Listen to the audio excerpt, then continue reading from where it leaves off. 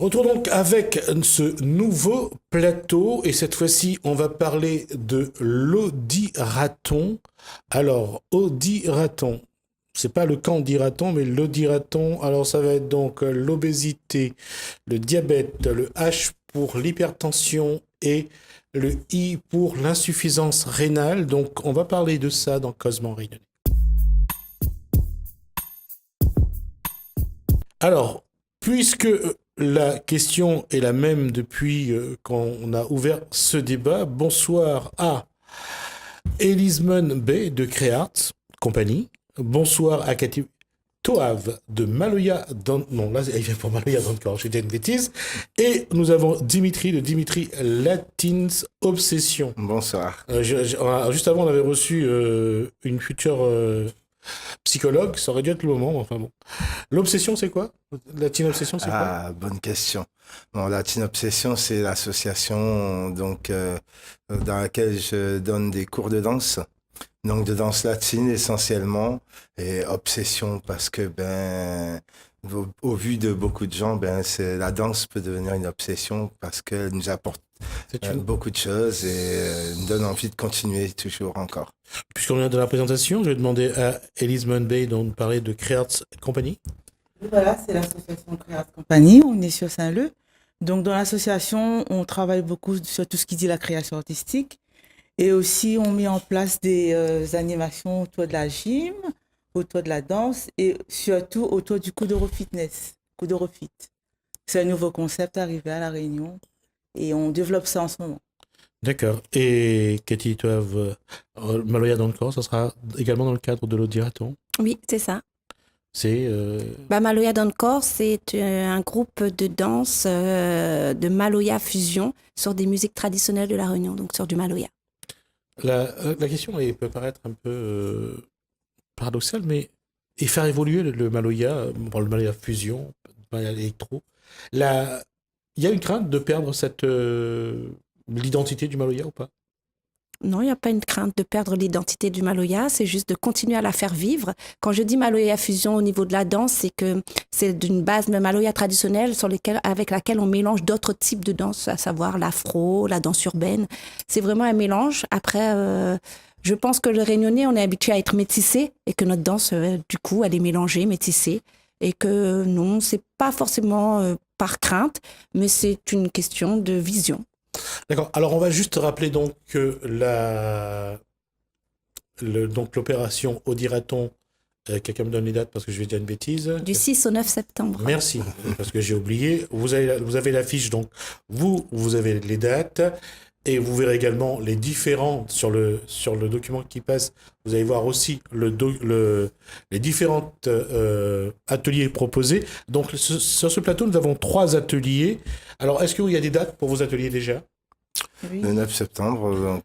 Ça sera toujours Saint-Leu, dans ce village qui sera défini pour pouvoir recevoir sur une journée ce que vous allez faire. Sur la journée de 9h à 17h, si je ne me trompe pas. Oui. Donc, il y aura plusieurs stands, un podium principal, et chacun va présenter des activités différentes dans le cadre de l'audiraton.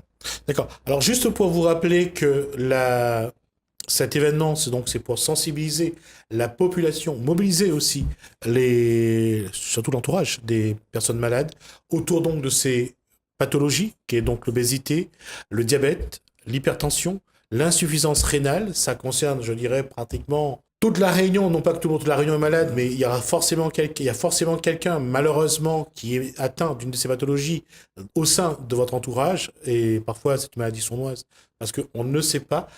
Qu'est-ce que vous souhaitez apporter justement au public et dans la lutte contre ces pathologies, personnellement, chacun d'entre vous? Écoutez, à travers la danse, on apporte beaucoup de choses. Donc, la danse, c'est une activité physique, c'est l'expression corporelle. Donc, d'une part, on sait que dans l'obésité, on a besoin d'une activité physique, c'est nécessaire, ça aide à la perte de poids, mais c'est pas simplement le travail physique. La danse, c'est un travail je dirais, avec soi-même aussi et avec les autres. Parce que ben, quand on est obèse, eh bien, on a un rapport à soi qui est pas une image de soi qui est S'aimer pas toujours soi-même, très flatteuse. s'aimer soi-même, c'est pas évident. Oui, voilà. Et à travers la danse, eh bien, ça permet d'aller vers les autres, ça permet d'accepter le regard des autres aussi et de s'accepter soi-même. Et puis c'est un cadre d'expression également, la danse. Exactement. Comme pour les autres d'ailleurs, que ce soit pour Oui, voilà, pour la gymnastique oui. ou autre activité physique, on s'exprime. Je veux dire, quel que soit le corps qu'on a, à partir du moment où on est dans un groupe, on s'exprime. Oui, bien sûr. Par rapport, comme monsieur disait, c'est à peu près la même chose. Moi, dans mes cours, il y a des personnes qui ont des difficultés, qui ont des problèmes, qui ont aussi ce problématique d'obésité ou de surpoids ou d'hypertension. Donc, grâce à l'activité physique, bah, ça les aide en fin de compte à s'améliorer, à se sentir mieux dans leur corps. Et puis à oublier aussi à un moment donné ce petit souci qu'on a dans notre vie quotidienne. Et le fait de rencontrer aussi d'autres personnes, de discuter, d'en parler, ben, ça change. On voit notre maladie, je peux dire maladie, autrement. D'accord. Voilà. Vous avez des proches atteints de ces pathologies dans votre environnement? Oui, moi, dans mon environnement, s'il y a ma maman, elle, qui a ce problème d'hypertension. Donc, je vois dans la vie quotidienne comment ça se passe, les médicaments qu'il faut prendre, tout ça. Et c'est pas évident. C'est pas toujours évident de prendre ces deux ou trois cachets le matin. Voilà, il y a beaucoup de cachets à prendre et c'est compliqué, hein. Alors justement, et là je vais poser la question à Cathy, comment justement à travers la musique, là on parle de Maloya, comment revenir un petit peu à cette vie d'avant où il y avait moins de ces maladies liées à la consommation, liées à la sédentarisation, je crois, si je ne me suis pas me tromper sur le mot, on devient sédentaire, on vit sa vie avec la télécommande dans la main et face à la télé. Qu'est-ce qu'on peut amener à travers la Malaya? Qu'est-ce qu'on pourrait faire? De dire aux Réunionnais, de dire aux personnes de la Réunion de revenir à à la base, parce que nos anciens, nos parents, nos grands-parents, eux, avaient une vie quand même un peu plus saine. Alors sincèrement, je crois qu'il est très difficile de revenir en arrière. Pas revenir en arrière, mais se réapproprier. Réavoir un schéma de comportement plus sain. Bah déjà, l'activité physique compte beaucoup, je pense, et ils l'ont très bien dit, hein, à travers la danse ou à travers la musique, on arrive à se transformer, à se transcender, à dépasser un peu certains malaises qui nous touchent, même la maladie. Et surtout, je crois que le fait que nous puissions participer, c'est aussi montrer qu'on est tous concernés. Aujourd'hui, bah, je suis sur un podium, je danse, je suis en bonne santé, peut-être.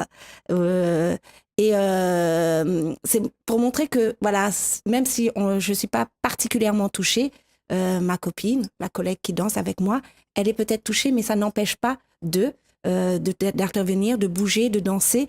Et je crois que moralement, le moral joue beaucoup aussi sur le physique et sur la maladie.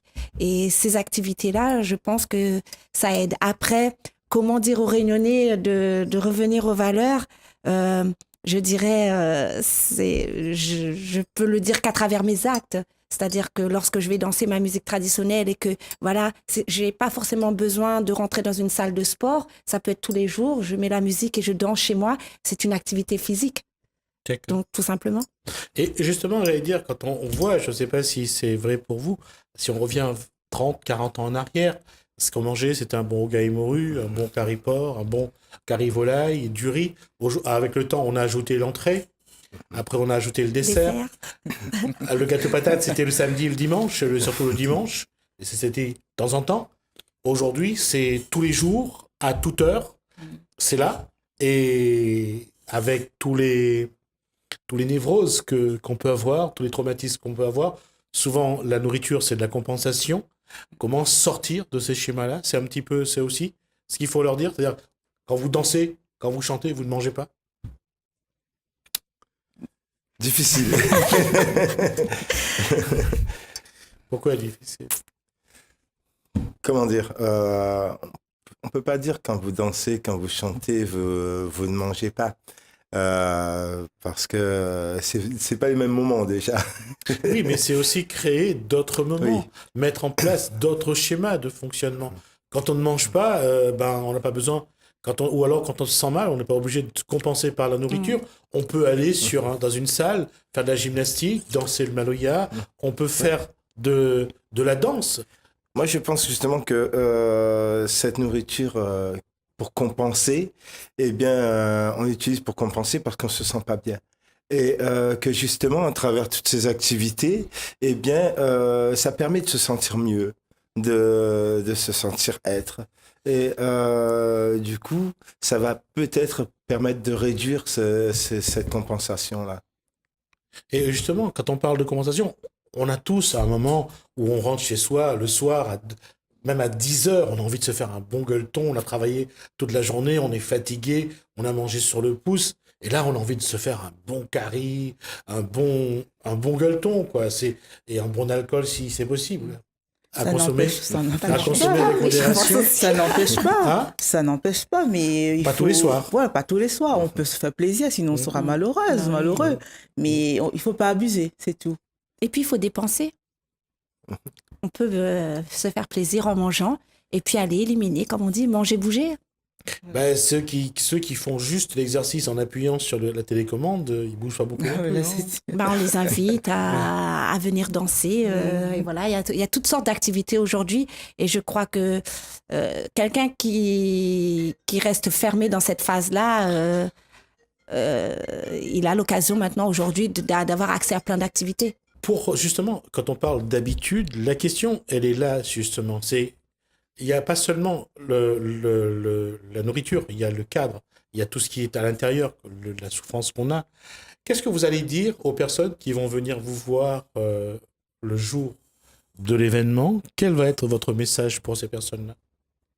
Qu'est-ce que vous allez leur dire pour leur donner envie de venir pratiquer votre activité? Qu'est-ce qu'il faut leur dire? Déjà, moi je pense qu'ils vont déjà voir. Et puis, les faire participer. Enfin, moi, c'est ma démarche, c'est de les faire participer et faire témoigner les personnes qui au sein du groupe. Parce que, voilà, on a beaucoup d'entre nous ont des petits soucis de santé, quel que soit le moment de sa vie. Aujourd'hui, j'en ai pas, demain, on sait pas. Et vraiment leur faire comprendre que on pourra peut-être pas les guérir, mais on peut les soulager à des moments, à travers des événements, des rencontres, de la danse, pour pouvoir leur permettre de s'échapper et de peut-être reprendre confiance en soi physiquement. D'accord, Isman, quel va être le discours? Voilà, pareil, en fin de compte, voir que c'est l'activité. Comme moi, je représenterai le coup de refus de ce jour-là, voir qu'est-ce que c'est, comment on pratique, et puis adhérer à l'activité. S'inscrire au cours, participer à l'activité et voir à la suite si ça leur apporte quelque chose ou pas aussi. Pour Dimitri, quel va être le message? Ça peut être bien de passer le message à tous ceux qui souffrent d'obésité, que c'est pas une fatalité, que c'est pas définitif, et que justement en sortant, en allant vers les autres, en allant vers des activités, eh bien on peut progresser et on peut sortir de ce schéma.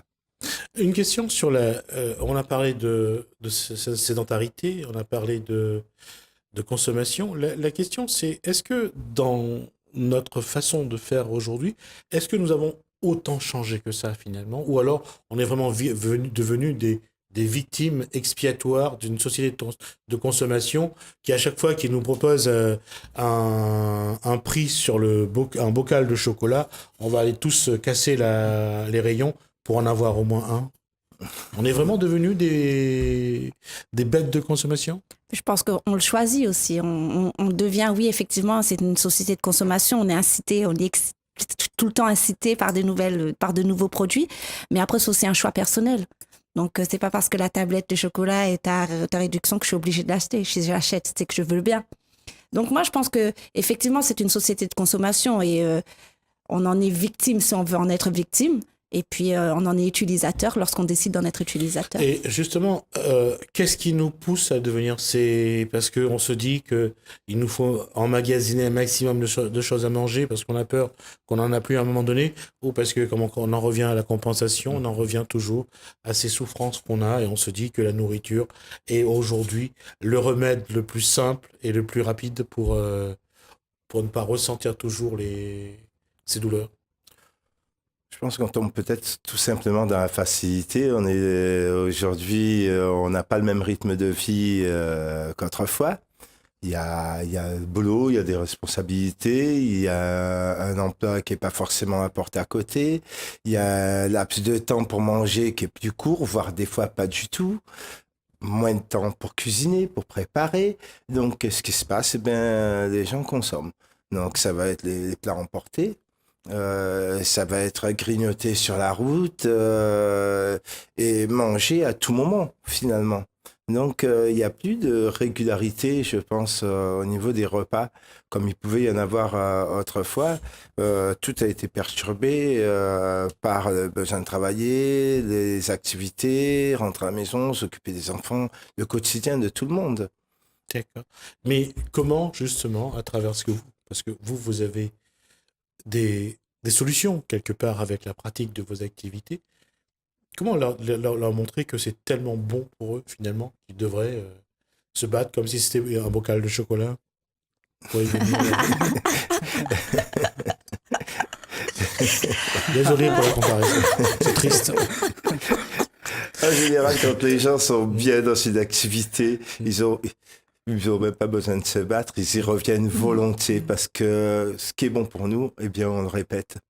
Et donc, quand ils se sentent bien, que ce soit en kuduro, que ce soit en maloya, que ce soit dans des danses à deux comme chez moi, eh bien, les gens vont trouver un cadre, un groupe de personnes, des amis, une ambiance, une activité. Eh bien, autour de tout ça, eh bien, il va y avoir un bien-être qui s'installe et d'où obsession.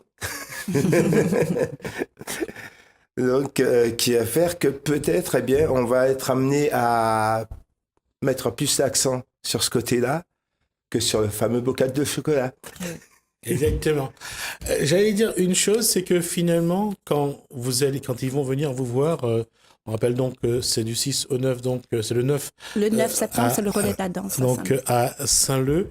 Il y a une chose qui va être vraie aussi, puisque vous allez le faire, c'est comment vous espérez justement, quand ils viennent vers vous, les convaincre, leur dire, finalement, vous avez fait une bonne démarche. Là, il vaut mieux prévenir que guérir. Il vaut mieux anticiper, parce que parfois, quand on est malade, parfois, on disait tout à l'heure, quand on parle d'hypertension, c'est lourd après, pour prendre tous les matins les mêmes médicaments, d'avoir toujours des règles, des règles pour l'alimentation. On le voit aussi pour le diabète. Quand on est dedans, il faut gérer. Et c'est toujours Quand on parle de diabète, tout le monde pense à ce que ça amène comme maladie, mais personne ne pense aux effets secondaires sur les autres parties du corps.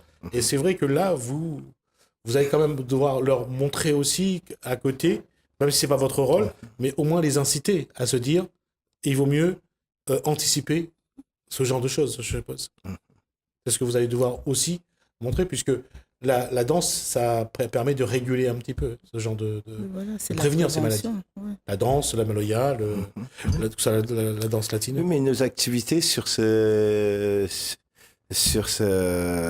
opération, c'est aussi attirer un maximum de monde, justement, pour que ces gens-là se retrouvent autour de l'Odiraton et en entendent parler, parce qu'effectivement, on en entend plus ou moins parler, mais on ne sait pas forcément toujours ce qu'il en est.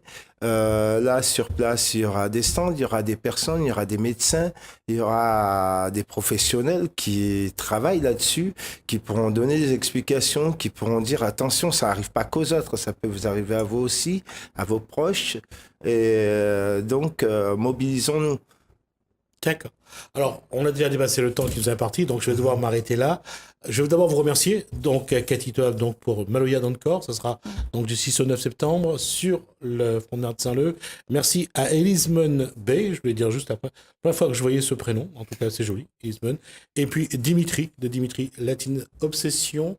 Merci pour vos informations. En tout cas, vous les retrouverez le 9 septembre, dimanche 9 septembre, donc toute la journée sur le front de mer de Saint-Leu. C'est dans le cadre de l'Odiraton, obésité, diabète hypertension et insuffisance rénale, l'occasion de faire quelque chose qui est simple. Il vaut mieux prévenir que guérir.